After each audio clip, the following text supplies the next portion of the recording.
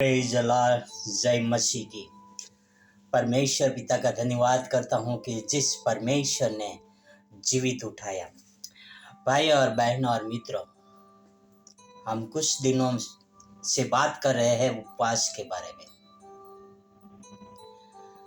बात किया लेंट उपवास के बारे में, नेटिविटी उपवास के बारे में, बात किया वर्जिन मेरी उपवास के बारे में, पेंटिकॉस्ट उपवास के बारे में, यीशु मसीह के उपवास के बारे में। हम अलग अलग उपवासों के बारे में बात किया। आज मैं बात करने के लिए जा रहा हूँ, बात है दानियल के उपवास। भाई और बहन और मित्रों, हम ज्यादातर लोगों ने जो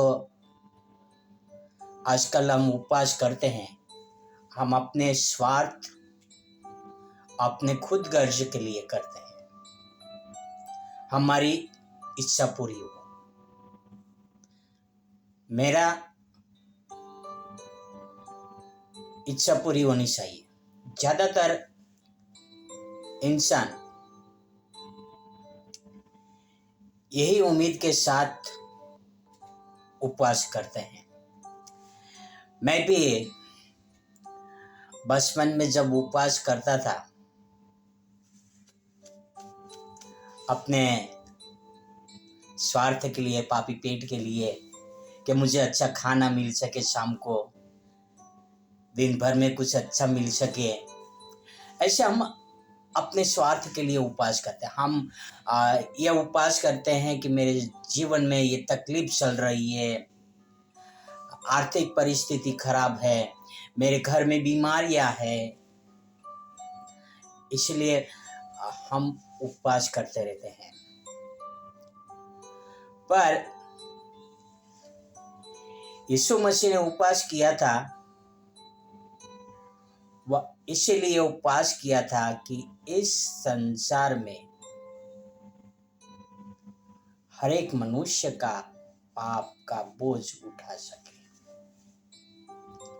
और परमेश्वर के द्वारा वह सामर्थ्य पा सके जो शैतान यीशु मसीह के जीवन में परीक्षा लेकर आने वाला है, उससे वो लड़ सके।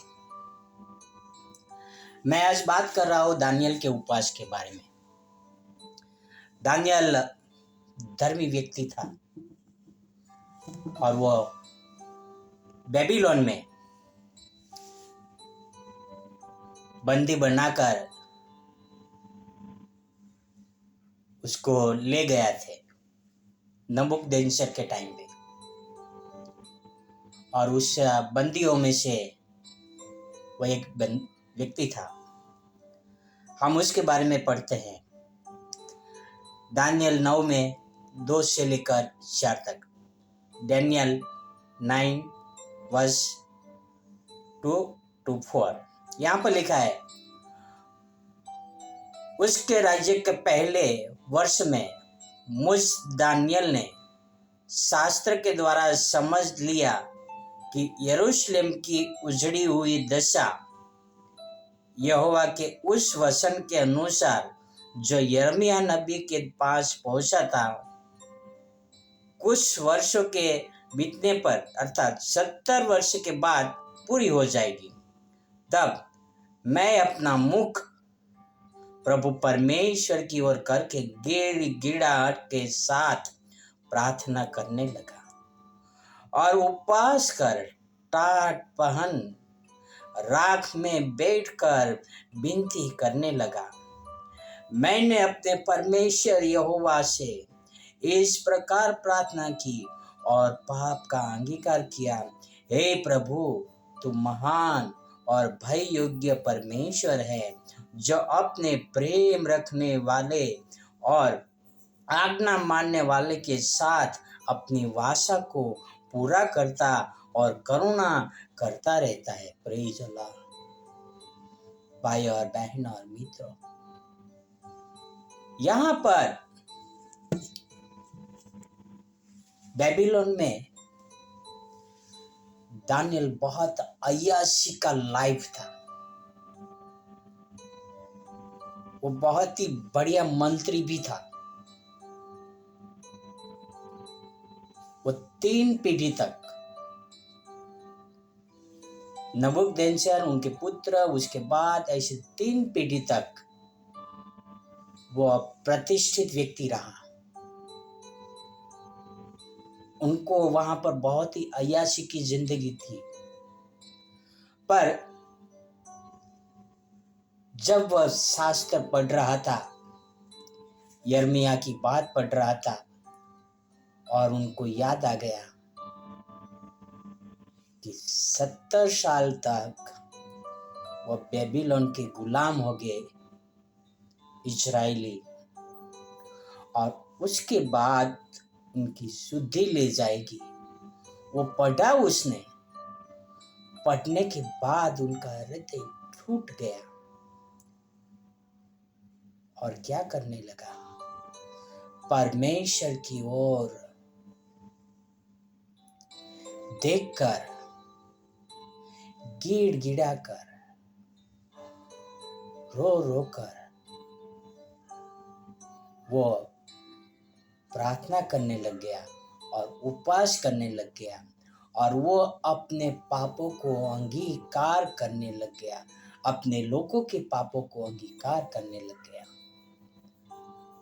भाई और बहनों और मित्रों, सही भक्त व्यक्ति अपने पापों के लिए रोता है, अपने परिवार के पापों के लिए रोता है, अपने रिश्तेदारों के पापों के लिए रोता है, अपने कुटुंबी जनों के पाप के लिए रोता है, अपने देश के पापों के लिए रोता है और प्रार्थना करता है, उपवास करता है।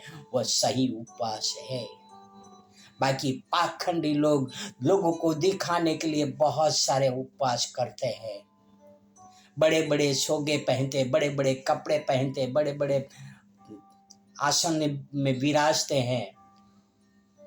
भाई और बहन और मित्रों, आपका उपवास दानियल की जैसा है? क्या आप अपने समाज के लिए, आप अपने देश के लिए उपवास कर रहे हो? क्या आप उसके लिए प्रार्थना कर रहे हो?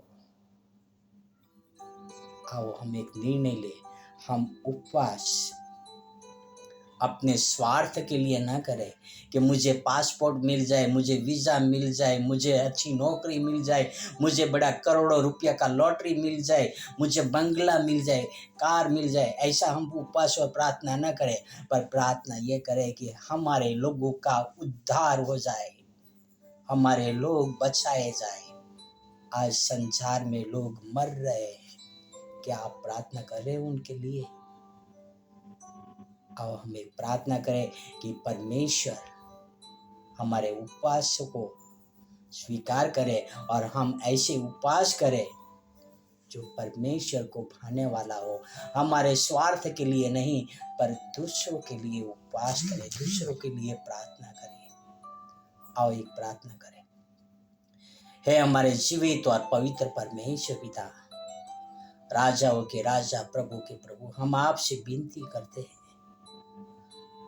पिता, इस संसार में बहुत सारे लोग भटके हुए आपके वचनों से दूर है पिता।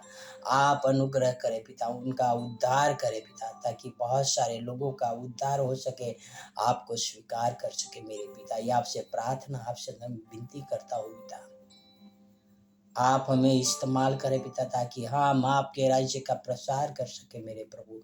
ये आपसे प्रार्थना, आपसे विनती करता हूँ। धन्यवाद यीशु मसीह के लिए, आपके प्रेम के लिए पिता। ये सारी प्रार्थना मेरे उद्धार करता, प्रभुओं का प्रभु, राजाओं का राजा यीशु मसीह के नाम से करता हूँ। आमीन, आमीन, आमीन।